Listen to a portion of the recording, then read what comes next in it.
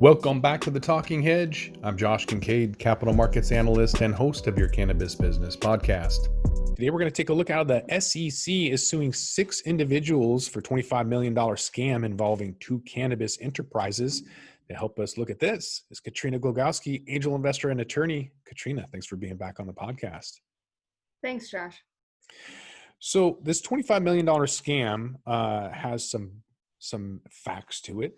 So one group formed by the individual raised $12.3 million from 226 investors from a marijuana farm in California. A second group of companies raised $13.2 million from 211 investors for an extraction facility to produce CBD, also in California. So the accused individuals, who are all from California or Arizona, claim that the unregistered securities would generate annual returns of 100% or more, according to the complaint. The defendants allegedly misappropriated at least $2.7 million of the investor money and lied about the supposed loan that would finance the CBD facility. So the money was raised under 9 different entities. The SEC is seeking a permanent injunction blocking the 6 defendants, plus penalties, and regulators are also seeking repayment of the funds received from the alleged illegal conduct plus interest. So Katrina, these are just rolling out by the day. Josh, as you and I have predicted previously on this podcast, regulation and the scrutiny that regulation brings is coming. And when investors start throwing out cash and you piss off the wrong one, that scrutiny is invited and you'd better be ready. Yeah, I don't want to get off topic too much, but Master P had a lawsuit where he sued a California company over an oral contract. And then this is the best part. He decided to not continue his lawsuit as long as he didn't have to pay their legal fees. So, what can we say about like a verbal claim? Like, at least this seemed to be contractual and there was a lot of bad things going on, but just in general, how can people avoid this? Like, have stuff in writing and abide by, what is your recommendation? Well, you have 2 issues going on here, Josh. The first is your direct question about verbal contracts. Verbal contracts are never a good idea. I would never recommend an individual proceed with any basis whatsoever, and certainly not write a check for investment based on a verbal contract. It's just bad news all around. Now, to address the SEC investigation, this has a lot more teeth than a verbal contract. This is the federal regulator stepping in and saying fraud has occurred.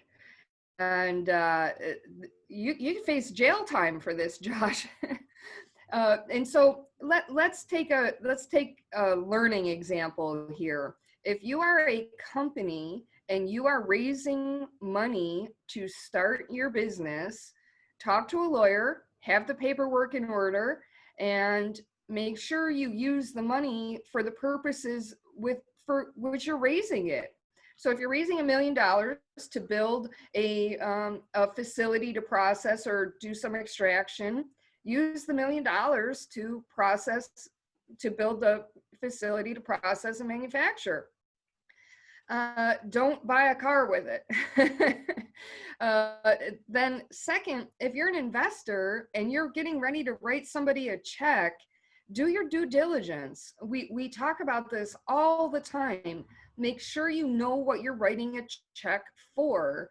And these are some pretty troubling numbers, Josh. We have $12 million of investment and $13 million of investment that doesn't really look like was highly scrutinized. And the 211 investors in one and 226 investors in the other, that in and of itself should have been a red flag.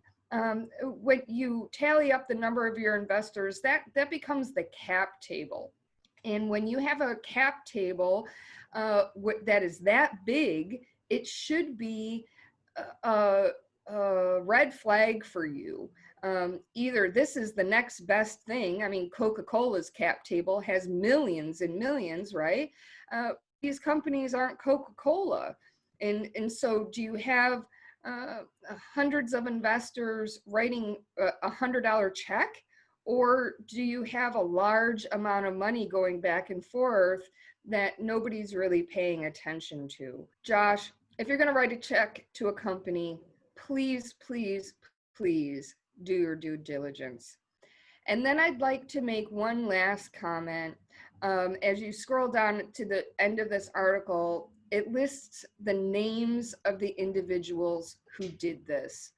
If you recall, Josh, on our 7 tips to a successful pitch deck, we are always looking for the team.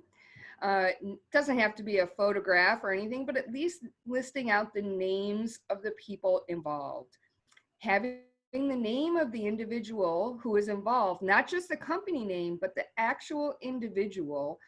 There's this thing called Google, and you can look up this individual. Are they licensed to do what they are doing? If you are an investment broker, you need to be licensed. You can't just say, hey, give me your money. I'm going to start this cannabis company and it's great. Really, what are your qualifications? And I'm not going to list the names of the people that were involved here. I don't know who they are. But I think I would suspect that some of them do not have the investment qualifications or the investment licenses that they need to be handling other people's money. So in summary, Josh, if you're going to invest in any company, certainly if you're going to invest in a cannabis company, pretty please, I beg you, do your due diligence, do your research, know what the money is going to go for, and know who you are giving the money to. Otherwise, here comes the SEC, and Josh, this money is gone. So that's unfortunate for the investors. Once they get in there, they're going to realize there's no money to return to investors. And that's terrible. That's absolutely terrible. So if you're out there and you're doing bad things, the SEC is coming. Yeah, I would not want any federal agency on me. And so anytime you guarantee a return of 100% or more, that's against Securities and Exchange rules. So obviously you can't do that. There's a lot of things you can't do. I'm surprised it was only 10% that they stole, the 2.7 million out of, almost 27 million, whatever. Allegedly stole. Allegedly.